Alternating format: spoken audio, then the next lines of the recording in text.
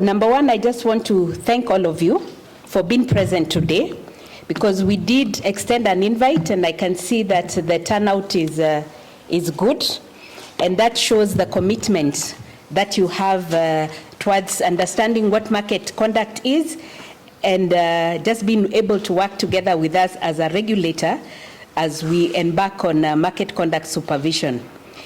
As a regulator, we are concerned about so many things when it comes to the insurance industry, and one of them is about your financial soundness, but of more importance is about how you conduct your business. And it's not just how you conduct your business as insurers, but it's through the whole value chain, from the insurers to the intermediaries and ultimately to the service providers. And how you conduct this business, it touches to the core of insurance.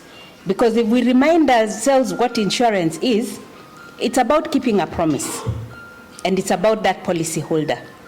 So that is what, in essence, market conduct is all about.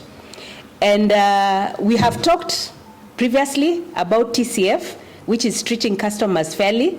So a big part of market conduct has TCF in it, because it's about how you, as the insurance industry, you treat your customers, about how you design your products, about who you target those products for, and about how you sell, the disclosures you make, the communication, and how you build trust within the insurance industry. So in a nutshell, and today you'll be taken through presentations on what market conduct is, but essentially it's about how you as an industry, you build trust. Because without trust, then you don't have repeat customers. We see an increase of disputes, and of course the reputation of the industry suffers.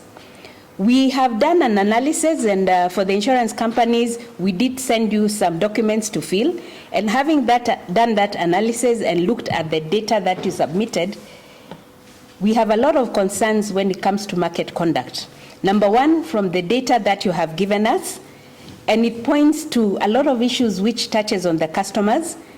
And secondly, from also what we see in the market, and specifically when it comes to the regulator, the issues of litigations. We've seen a lot of increased litigations against yourselves, which we are being enjoined. And I keep saying we are being enjoined because of the actions that you've taken. And most of it, when you analyze, it points on the conduct issues. And that means we get dragged along because you have not conducted yourself as you ought to conduct yourself. So that is why it's important for us today to roll out market conduct, because we're envisioning going forward, we will see that there is an improvement, not an improvement, actually, we will see that there's an increase in how you treat your customers. We are hopeful that we will see lesser litigations against yourselves, which also touches on us.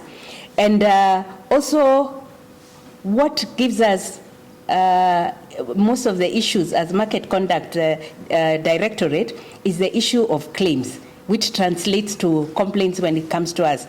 We are hopeful that with market conduct and with us keeping a closer eye on you, then we'll see reduced complaints coming to the authority.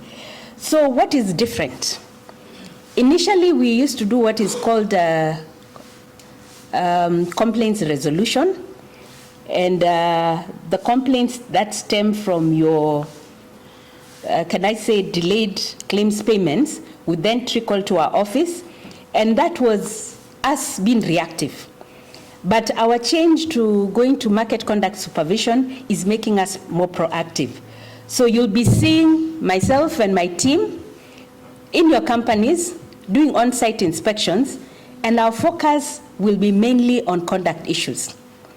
We will be coming to check, is TCF core of your business? How are you treating your customers from the time that you start designing? Because treating your customers starts all the way from designing the product. How are your agents or your staff, your marketing staff, disclosing information to the policyholders. Those are conduct issues. Because claims begin the moment you sell a product. If you sell a product wrong, it will definitely translate to a claim and ultimately to a complaint. And therefore, we will be looking from the product design, from how you're treating your customers, because there is a big gap in the communication and on disclosures. We've actually analyzed that data, and that will form your risk profiling. So we'll be able to determine whether you're a high-risk company or a low-risk company. And being high-risk means that we'll have more focus on yourselves. And that is why we have called you, so that we have a discussion on what you need to do. Even before we come and visit you, or maybe call you and have discussions, then maybe you need to go back after this workshop and ask yourselves, where are we ailing in terms of conduct? And try and fix those areas. Because I believe if we fix those areas, then this industry will operate ultimately as it ought to operate. So what we intend to do going forward is have regular workshops like this just on market conduct, and maybe also as individual intermediaries and insurers will also be engaging you just to guide you on how you need to conduct yourself, on how best to address these issues which touch on market conduct. So I just want to urge you, don't look at it. I know our prudential team, they come to you in terms of inspections.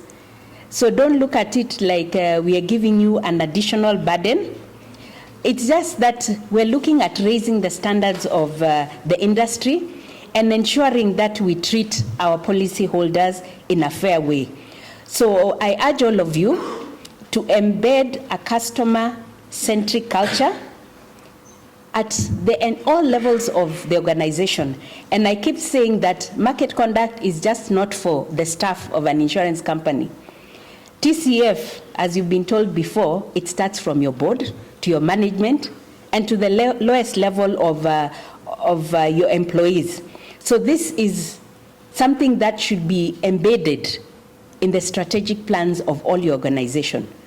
You should have TCF there, which is a very, very big component of market conduct. So we are looking to you going forward to strengthen your internal controls and your governance framework. As I said, issues of market conduct, they start with the board. And in terms of internal controls, those are issues which touch on claims payment. So you need to go back and look at where you are, actually reflect on yourself so that you're able to move forward. And for your staff who work with you and the intermediaries that you work with, ensure that you get this message across so that at the point of sale, they are able to disclose fully to the policyholders on the information they require when they are purchasing a product. And at the stage of servicing those policies, you ensure that there is full disclosure. So it's not only for your staff, but I think it's for everybody. And more so, the focus should now be on your claims departments, because that is where the pain point is for policyholders. So we are envisioning with market conduct, there'll be a turnaround in those claims department, where the focus will not be on saving the company money, but paying what is rightful for the policyholders. That doesn't mean that we be careless to pay claims which are fraudulent, but we're just saying do not delay. Process within the timelines, your claims management timelines, and do what is fair for that policyholder. I know as an industry, and it is historical, that we in the claims department, we try as much as possible not to pay as many claims as we ought to, but that touches on our reputation. And that is why market conduct is there to try and solve some of this. So as I said, our approach is to work with you and give you the guidance that you require so that we are able to supervise you well in terms of market conduct. So, as I said, the future as it is, we've gone into something called customer experience. So the customer is, our future as an industry is how we serve our customers, and market conduct supervision is just about trust, fairness, and accountability. So I urge all of you that we work together. Let us go back to the basics of what insurance is all about, and it's just within the definition of insurance. Let us remind ourselves what it is all about and what it can do to the economy of this country and how it can develop this country, so that we move away from our GDP, which is our insurance penetration, which is below 3%, to something that is higher than that.